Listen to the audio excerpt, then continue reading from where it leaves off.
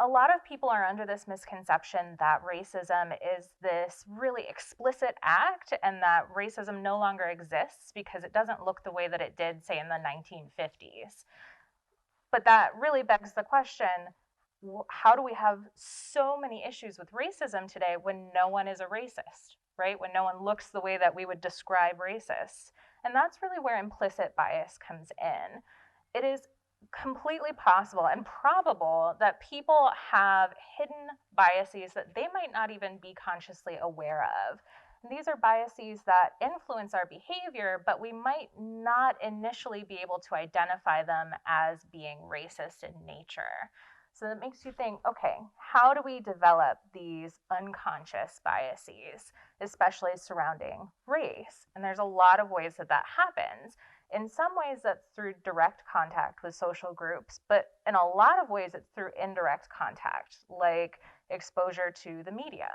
So when you think about how Black people, especially Black men, are portrayed in the media, when you think about coverage in the news, when you think about the disproportionate number of Black actors that are portraying criminals in TV shows and the movies, a lot of that information gets into our implicit biases. That's how we develop this idea of what the world is really like.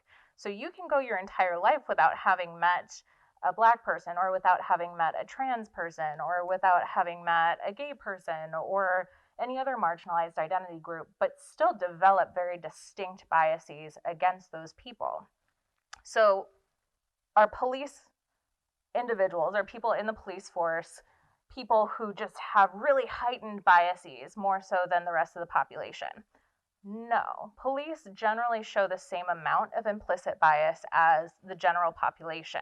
It's not the case that there's just a few bad apples in the police force, right? Implicit bias is rampant throughout the United States and throughout the world, but it makes it particularly dangerous when we think about police violence because police are in positions of power and are often in situations where they're likely to perceive a threat, and they have to make quick decisions that can result in deadly consequences, right? Which is not typically true for the general population. So implicit bias within the police force is a distinct problem, especially when we think about violence and killing of Black Americans.